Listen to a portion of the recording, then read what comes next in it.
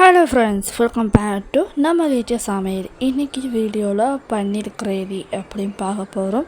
சப்பாத்தி, ரொட்டி, நான், அதே மாதிரி நெய் சோறுக்கெல்லாம் ரொம்ப அட்டமாக இருக்கும். ஒயிட் ரைஸ் நல்லாயிருக்கும். அதே மாதிரி பார்த்திங்கன்னா லெமன் ரைஸுக்கெல்லாம் கூட செம டேஸ்ட்டாக இருக்கும், அல்டிமேட்டாக இருக்கும் இந்த கிரேவி.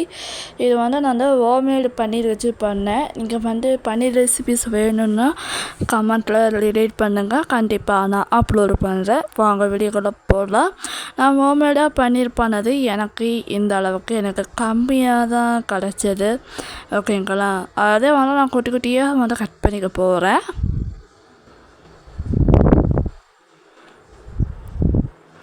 நீங்கள் பன்னீர் செய்யும் போது நிறைய மெத்தடு யூஸ் பண்ணியிருப்பீங்க. வினிகர்லாம் சேர்ப்பீங்க. கண்டிப்பாக அந்த மாதிரி சேர்த்து பன்னீர் செய்யலாம்.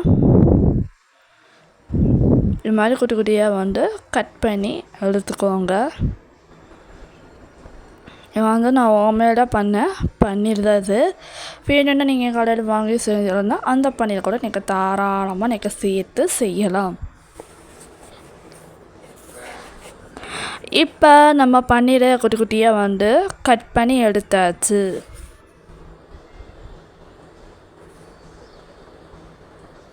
இந்த மாதிரி குட்டி குட்டியாக பன்னீரை கட் பண்ணி எடுத்தாச்சு. நல்லா சாஃப்டாக இருக்குது ஹோம்மேடு பன்னீர்.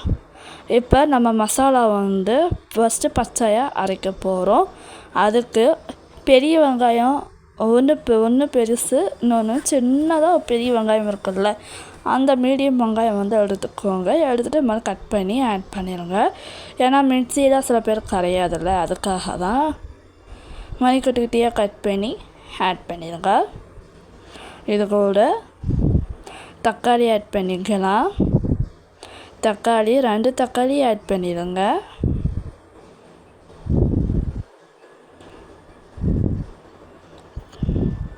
நம்ம சேனலில் இந்த மாதிரி சமையல் வீடியோஸ் கார்டன் வீடியோ கூட நான் போடுவேன். மறக்காமல் மிஸ் பண்ணாமல் பார்க்க சேனல் சப்ஸ்கிரைப் பண்ணி வச்சுருக்கேன். இது கூட நம்ம பூண்டு ஆட் பண்ணிக்கலாம். பச்சை மிளகா 2 பச்சை மிளகா நம்ம 2 கீறிட்டு ஆட் பண்ணிடுங்க.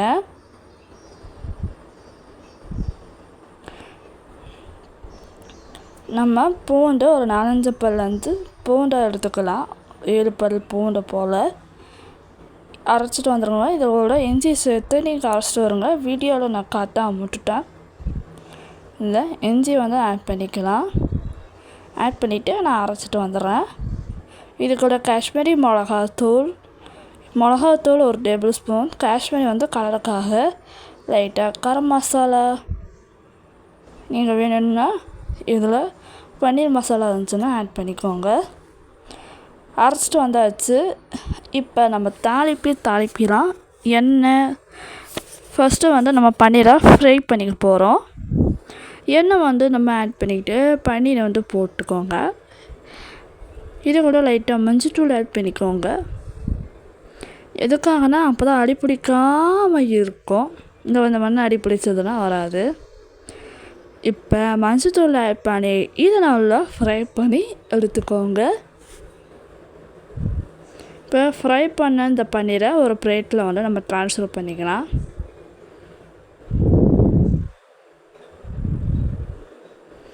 அதே எண்ணெயில் நம்ம சோம்பு ஆட் பண்ணிக்கலாம். சோம்பு நல்லா பொரிய விடுங்க.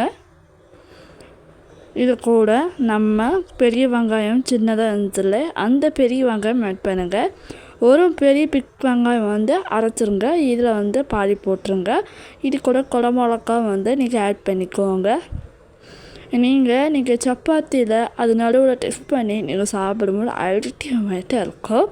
நம்ம அரைச்ச விழுதை இதில் ஆட் பண்ணிக்கலாம். லைட்டாக தண்ணி ஆட் பண்ணிக்கோங்க.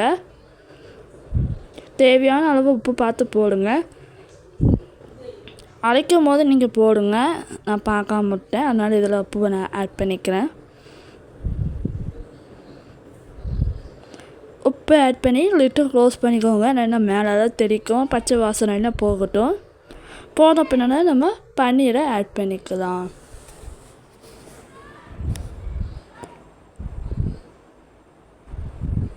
இப்போ ஓப்பன் பண்ணியாச்சு. இந்த ஸ்டேஜில் லைட்டான பெரிய இது மாதிரி இருந்துச்சுன்னா நீங்கள் பன்னீர் ஆட் பண்ணிவிட்டு லைட்டாக ஒரு 5 மினிட்ஸ் கொதிக்க விட்டுருங்க. பன்னீர் ஆட் பண்ணோன்னே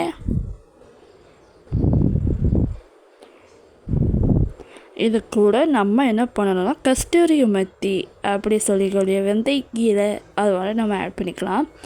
வெந்தயக்கீரை காஞ்சாதான் கஸ்தூரி மெத்தியை நம்மளுக்கு கிடைக்கிது. அதே நம்ம கையில் இந்த மாதிரி க்ரஷ் பண்ணி ஆட் பண்ணிடுங்க.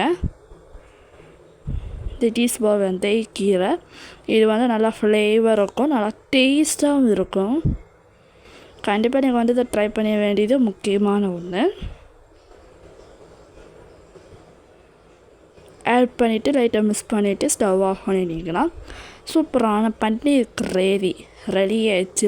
சப்பாத்தி வச்சு நடுவில் ரோல் பண்ணி சாப்பிட்டு பாருங்கள், அல்டிமேட்டாக இருக்கும். அந்த மைதா மாவு ரொட்டி நான் வீடியோ போட்டேன்ல, அது இதுக்கான சைடிஷாக தான் இந்த வீடியோ. அது கண்டிப்பாக ட்ரை பண்ணி பார்த்துட்டு எப்படி இந்த கமெண்ட்டில் சொல்லுங்கள். நெக்ஸ்ட் வீடியோ பார்க்கலாம். டாடா பாய், see you, bye.